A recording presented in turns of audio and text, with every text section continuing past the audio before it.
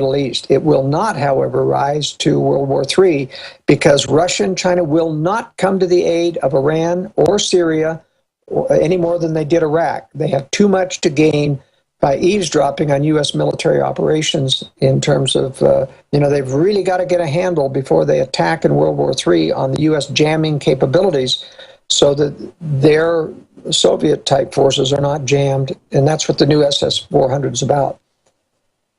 We're going to break in a moment. I want to spend the last 5 minutes with you specifically on Soros saying, be nice to China or World War III, the spy planes getting threatened, all of this. Is this just more of that buildup while our government gives the reactors to China to help their nuclear submarines operate quieter?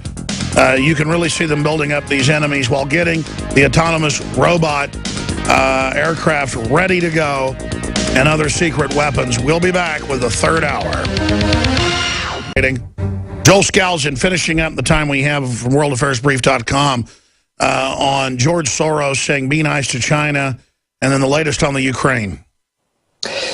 Well, this is a complex subject because the U.S. is raising the tone of their apparent opposition to China, but they're doing nothing.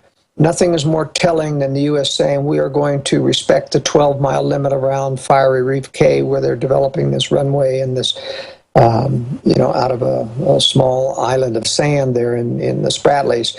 I mean, telling China you're going to respect the 12-mile limit is a tacit admission of sovereignty there. The Spratly Island is a very complex situation. It's over 300 miles. It's got nearly 40 or 50 significant outcroppings in the ocean. And what's interesting, though, is that Vietnam has occupied about 8 or 10 of them. China's occupied about 12 of them. The Philippines, 3 or 4.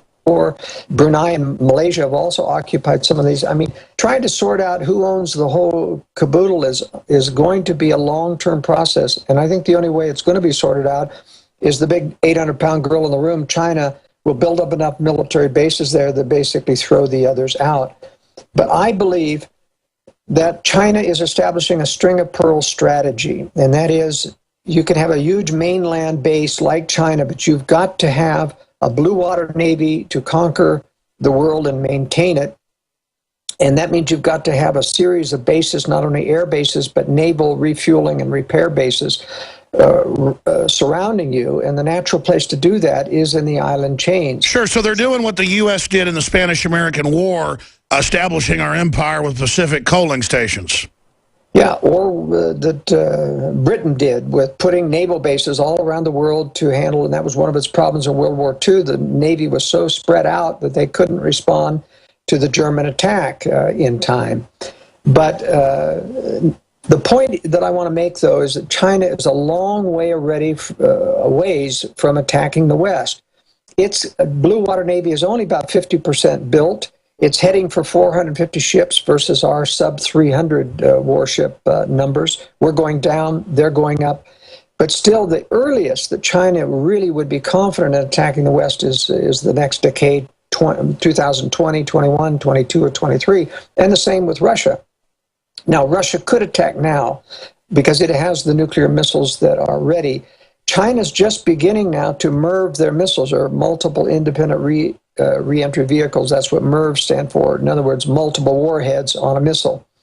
And so I don't think there's any chance, despite what Soros has said, despite what China's saying, remember, we could go to war if you do something stupid here.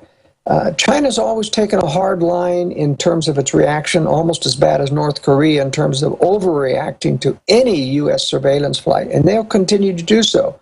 But I think it's posturing on both sides. The U.S. is posturing about standing up to China. It has no intention to do so. Sure. Couldn't a collapse of China economically that a lot of people see happening put this back even more, this big war? It could. I don't see a collapse of the Chinese economy any more likely than the collapse of the dollar that has been prophesied and hyped for ever since 2010. These are big nations, big economies. It's true, both are in slow decline.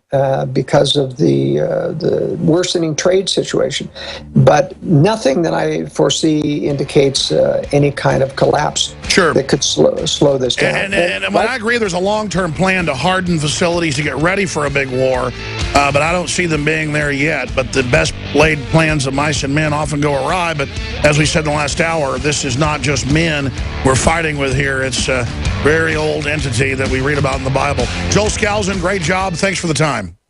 Do you believe in a physical or interdimensional entity, the devil, Satan, the old serpent?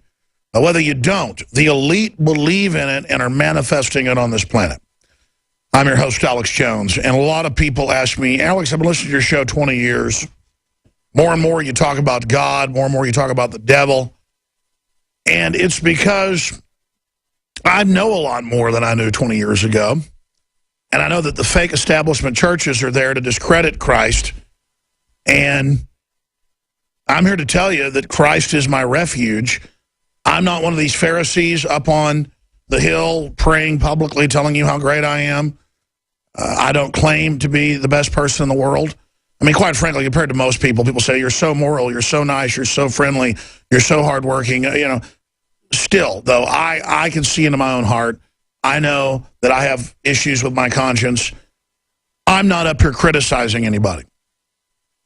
I'm not judging you if you've had an abortion. I'm simply saying the globalists are lying to you. It is a human life. It is about dehumanization. It does increase your cancer risk. And for God's sakes, don't have a second or third term one, whatever you do. They're killing tens of thousands of viable babies every year. It's not debatable.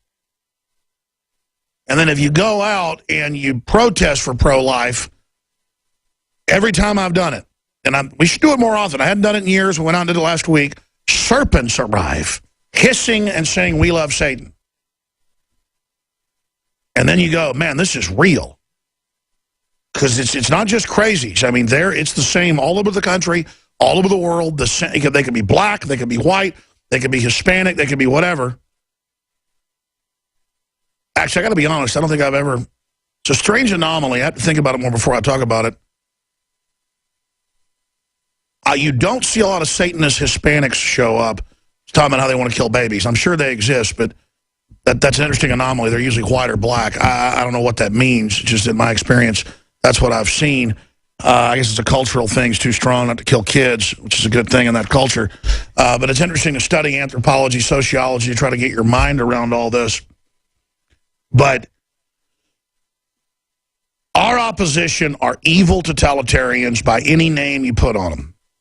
As I've said, Jungian psychology, you know, is it a mass consciousness archetype that they resonate towards? I don't want to call it the dark side because it's beyond the dark side. It's just the death side. All those that hate me love death, Christ said. And just the more I learn, the more I get deep into this, and now I read the Bible, didn't understand it 25 years ago, it all makes sense now. That's what Christ talks about. He says, the general population can hear this and they're not going to understand what I have to say because they're not ready to hear it or they don't have discernment. Or they've turned down the truth so many times when it was obvious that your brain, when you do that, just turns you over to lies. Your brain's a computer. You sit there and feed lies into it enough. I've had folks debate with me that Common Core is good, and it teaches 2 + 2 = 5. Fritz Springmeier joins us till 5 minutes to the next hour. I tend to always do that overdrive now just to finish up any other news. At the bottom of the hour, I'll get into Obama administration asserts domination over creeks, streams, wetlands, ditches, even big puddles. And that ties into these executive orders and PDDs I want to go over with you. That's Presidential Decision Directive. His book was out of print. I thought it was so interesting because I read this probably, I say 15 years ago. I read this book like 18 years ago when it first came out. And I just, quite frankly, read it and showed friends and thought it was humorous.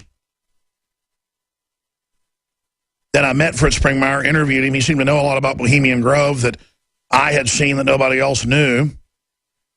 And then a lot of what was in his book, stuff that I thought was just crazy, like the royal families, the line of Count Dracula, and you know, they've got dead babies buried all over their property. And then Prince Charles comes out and says, "I am the line of Dracula, and I'm moving to Dracula Castle." And he started our whole British royal family, and we're not even British, and I live in Transylvania half the year now, and the media goes, we tested their genetics, they're Count Dracula, and we dug up a bunch of dead babies on the property. It's kind of like David Icke's, like, Jimmy Savile is a pedophile and has dungeons where he tortures kids to death, and I'm like, delay that, delay that. This is like 14 years ago, and then it all comes out 12 years later. So, I mean, I'm just going to be honest with you. When people say wild, over-the-top stuff, and then it starts happening, I really start paying attention. So I said, hey, I'll help you reprint this book. So I don't want to say I'm the publisher of it. Fritz Springmeier is, but at least InfoWars did show up somewhere on the fake bin Laden body doubles reading list. In fact, we put that New York Times reported on. We put the list up there. None dare call it conspiracy, stuff like that.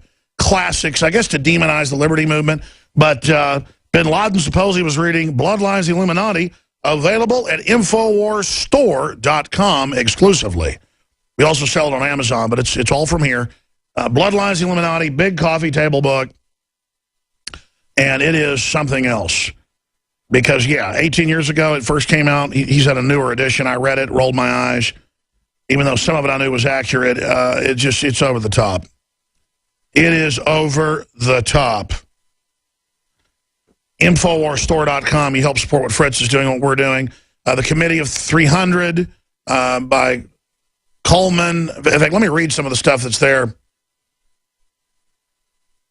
A Brief Guide to Understanding Islam, America's Strategic Blunders, America's War on Terrorism, Al-Qaeda's Online Media Strategies, The Best Democracy Money Can Buy, Greg Pallas, The Best Money Enemy Can Buy, The Best Enemy Money Can Buy, Anthony Sutton, Black Box Voting, Bloodlines Illuminati, Bounding the Global War on Terror, Checking Iran's Nuclear Ambitions, Christianity and Islam in Spain, Civil Disobedience, Civil Democratic Islam, Confessions of an Economic Hitman, a bunch of our guests are on here, Conspirators Hierarchy, The Committee of 300, John Coleman, Crossing the Rubicon, Michael Rupert. There's other stuff in there. But they won't release a supposed porn list. So I haven't talked to Fritz since this came out. I haven't talked to him probably in 6 months on air. About time to get Fritz Springmeier back on. He's been a political prisoner, no criminal record until they set him up for bank robberies of all things. I mean, they could do that to me tomorrow, folks. I'm not going to go over the whole case, but it wasn't true, obviously. Successful author, more than 20 books in print. And they just kept raiding him, and then said he was a bank robber and had a confidential informant say it. So he's a true political prisoner as well. He's got a website where you can find out more of his information, pentracks.com. Fritz, great to have you on with us, my friend. What is your take on the bin Laden situation? What do you think about this?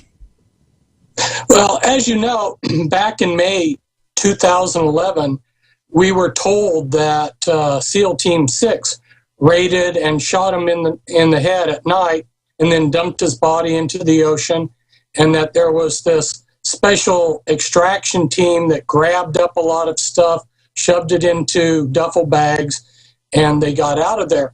And then, as you were predicting, you said, this whole thing is fishy, and they're going to kill SEAL Team 6. And then in August 6th, as we know, later that year, they're killed, and just like you had been saying. And so my question is, in light of all this happening clear back in 2011, now why in May 2015 have they come out with this list? Ostensibly, it was because they had this authorization bill by Congress saying that the Director of National Intelligence had to look at all of the documents and come up with some kind of ruling. But it's really strange. Why now? And so when CBS contacted me about this, I said, why are they now saying this? We've got Jade Helm going on.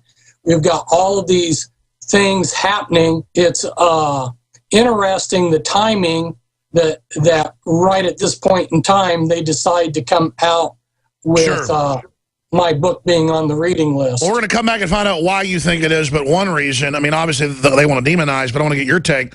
Separately, it had come out with Cy Hirsch that the raid was basically fake. and then more and more documents were coming out. So they put all this out to make it look like there was something legitimate. Oh, okay. Yeah, there's a lot of questions about how legitimate